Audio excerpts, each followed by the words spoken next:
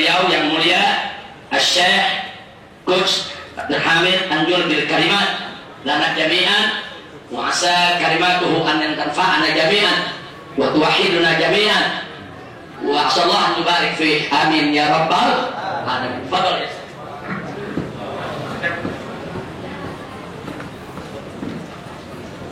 Sallu ala nabi. Bismillahirrahmanirrahim. Alhamdulillahi rabbil alamin wassalatu wassalamu ala sayyidina Muhammadin wa ala alihi wa sahbihi ajma'in. Wa ashhadu an la ilaha illallah waliyus salihin wa ashhadu anna Muhammadar rasulullah khatamul anbiya'i wal mursalin. Amma ba'du fa ya ayyuhal ikhwatul a'izza uhayyikum bi tahiyyatil islam wa aqulu lakum assalamu alaikum wa rahmatullahi wa barakatuh. Haqiqatan ana uhanni'ukum bi hadzal majlis alladhi yaftakhiru bihi رب العالمين ويفتخر به رسول الله صلى الله عليه وسلم. بسم الله الرحمن الرحيم. السلام عليكم ورحمة الله وبركاته. الحمد لله رب العالمين. الصلاة والسلام على سيدنا محمد فخر الأنبياء والمرسلين وعلى آله وصحبه أجمعين. أما بعد.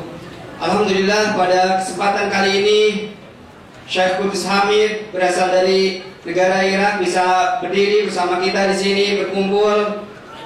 Beliau membuka khutbah beliau atau tausiah beliau dengan mengucapkan salawat dan salam kepada baginda Rasulullah Sallallahu Alaihi Wasallam.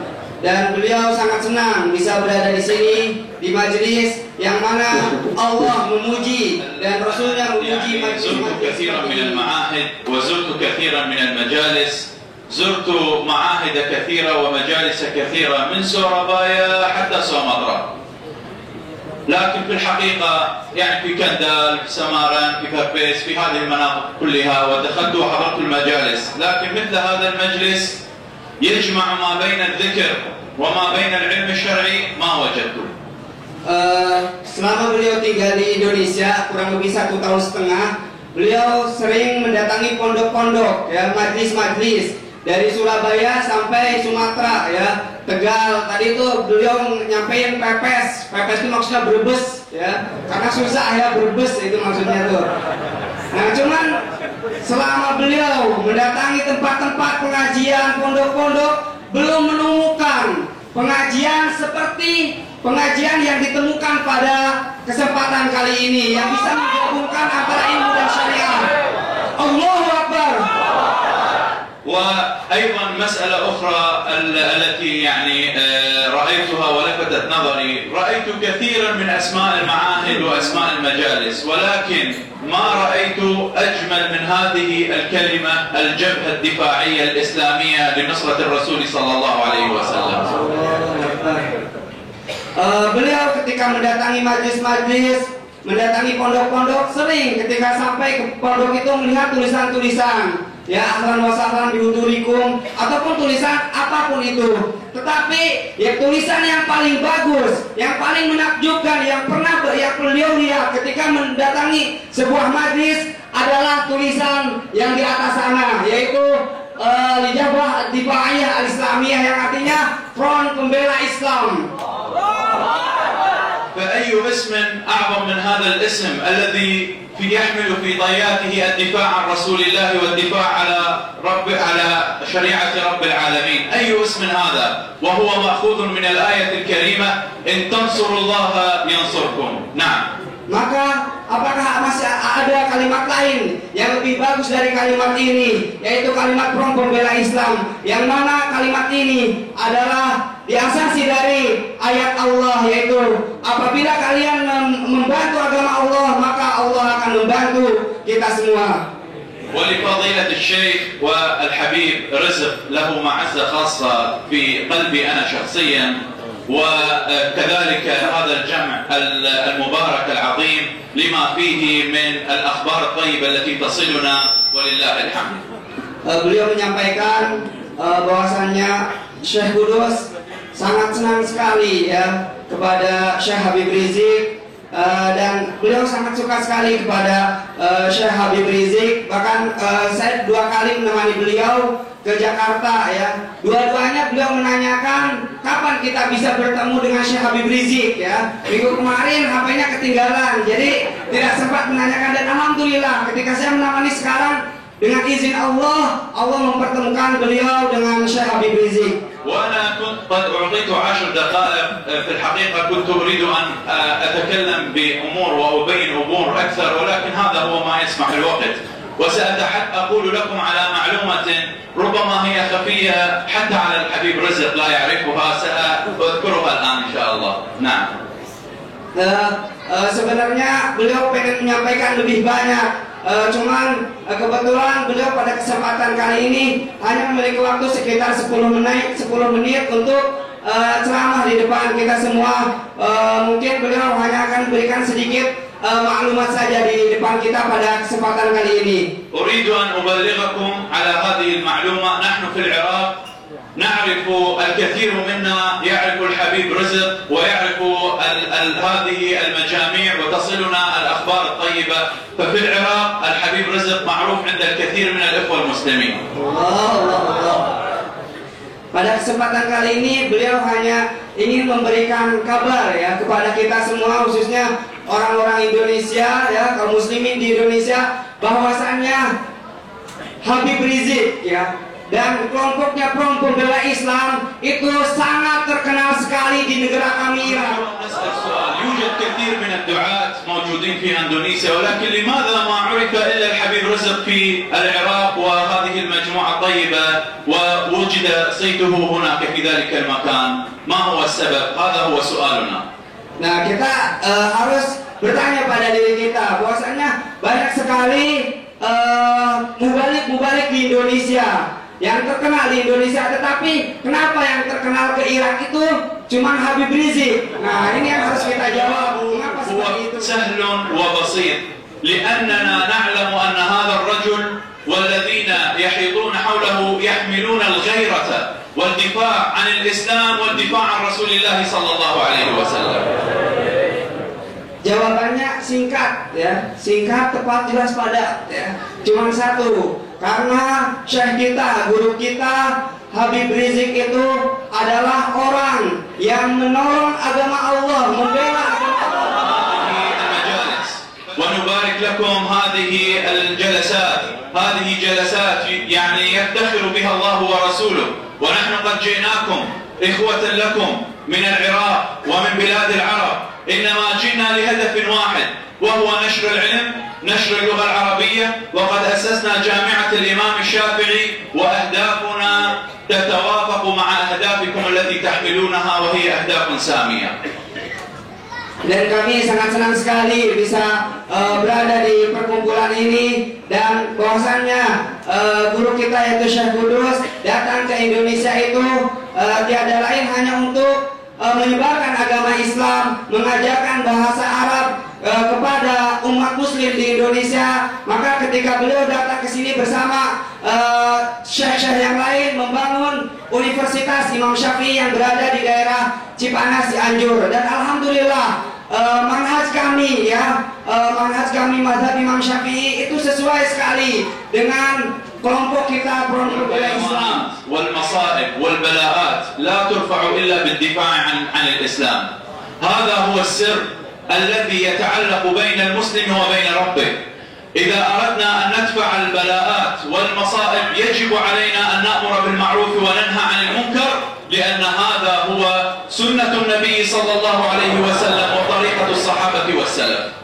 Beliau menyampaikan bahwasannya segala bencana yang terjadi di Indonesia ini, mulai dari gempa, banjir dan lainnya, sesungguhnya tidak akan terjadi ketika umat muslim itu selalu mengajak yang lainnya untuk selalu melaksanakan yang ma'ruf dan meninggalkan yang munkar. Bismillahirrahmanirrahim. فلما نسوا ما ذكروا به أنجينا الذين كانوا ينهون عن السوء. الله تبارك وتعالى يقول في هذه الآية أن المصائب والبلاءات عندما ينزلها الله ينجي فقط الذين كانوا ينهون عن السوء، وأخذنا الذين ظلموا بعذاب بئيس. الذي ليست عنده غيرة على الإسلام والذي ليست عنده غيرة على دين الله سبحانه وتعالى فإن الله لا يبالي إلا أن يأخذه أخذ عزيز مقتدر ولا ينجي إلا الذين يأمرون بالمعروف وينهون عن المنكر. Dalam suatu ayat Allah menerangkan ketika terjadi bencana ke dunia ini, sesungguhnya semua orang-orang itu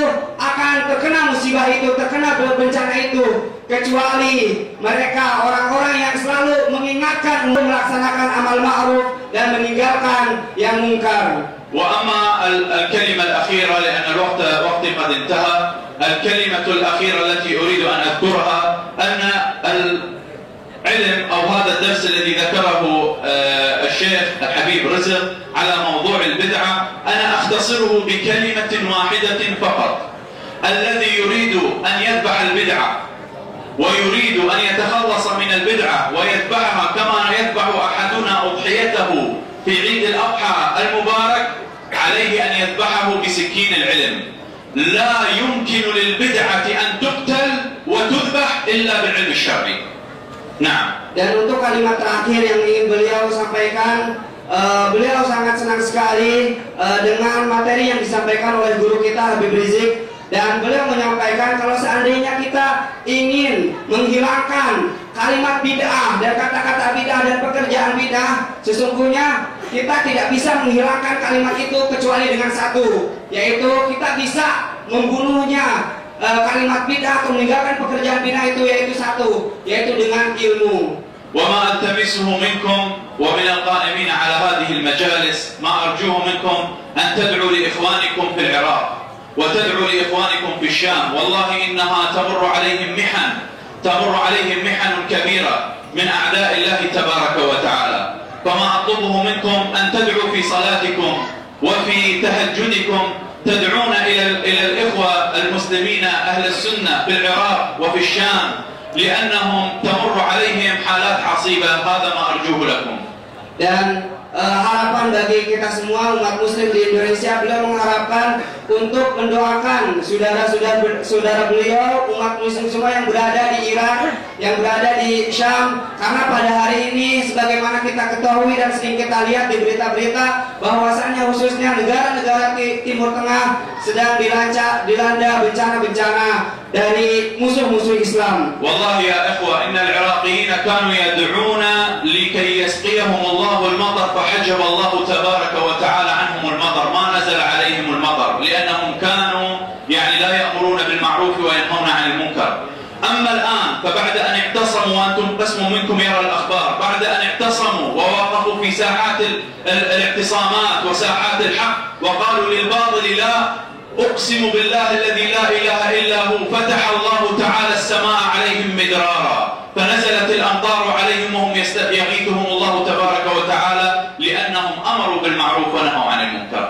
Orang-orang Irak pada zaman dahulu meminta kepada Allah agar Allah menurunkan hujan. Ketika itu tidak terjadi hujan di zaman Irak, maka Allah di negara Irak, umat muslim di sana meminta agar diturunkan hujan dengan sholat istisqa, karena kebanyakan dari mereka itu tidak melaksanakan yang ma'ruf dan meninggalkan yang mungkar, hujan itu tidak turun. Namun pada hari ini ketika mereka berani mengatakan yang hak, bahwasanya ini adalah benar, maka ketika mereka berdoa untuk diturunkan hujan, maka Allah membukakan langitnya dan menurunkan hujan. وسبحان الله، كنت قبل يومين أقدم برنامج في الأميكيو تي في في باندوم، وكان نفس العنوان الذي ذكره الحبيب رزق على موضوع البدعة كنا نتحدث عنه في الأميكيو تي في، وجاء سؤال من أحد الأشخاص يتحدث عن البدعة، يقول هذا المكبر الميكروفون هذا بدعة لأن النبي صلى الله عليه وسلم نسأل.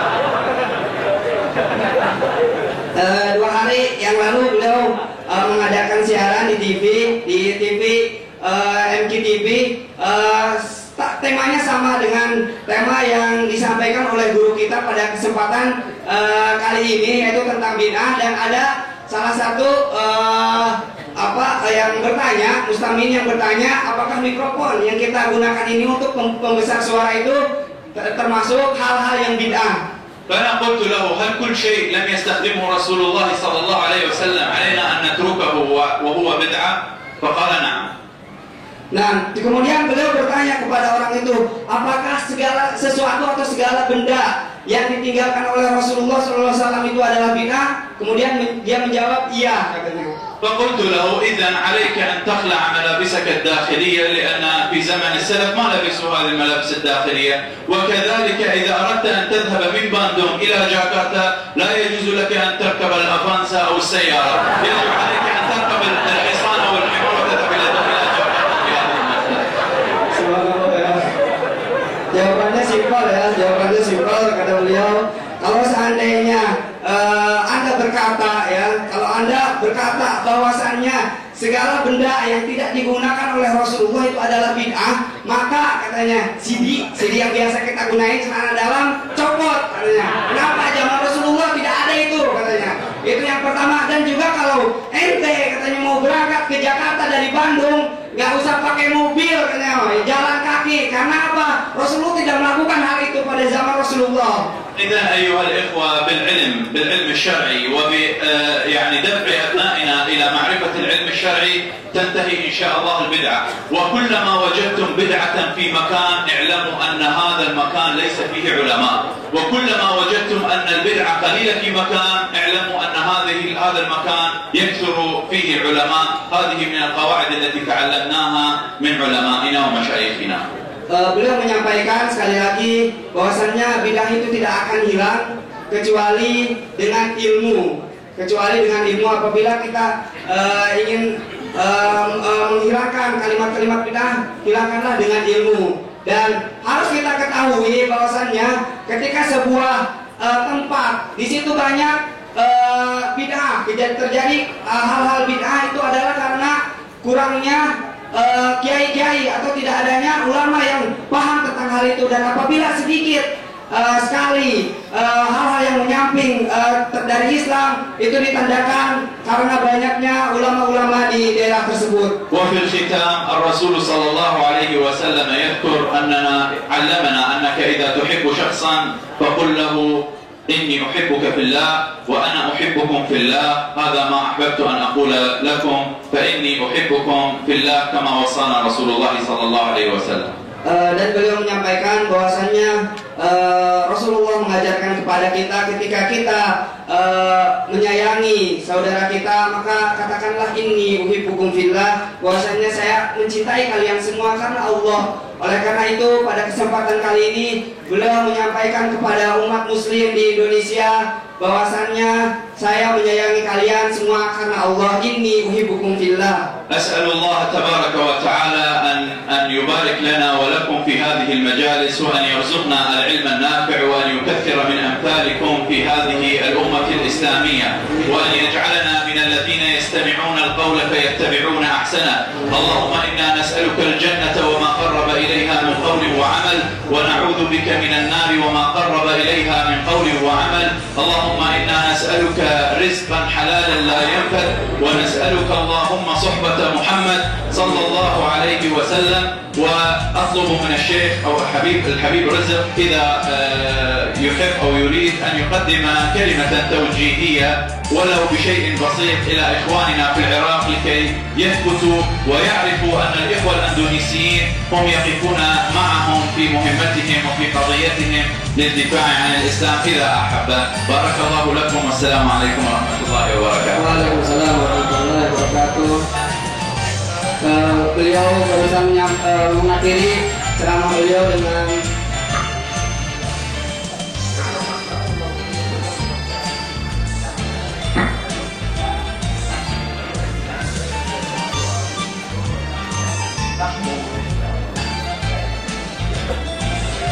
terima kasih, jazakumullahu khairan jasa ya Syekh Qudsi, luar biasa apa yang beliau sampaikan.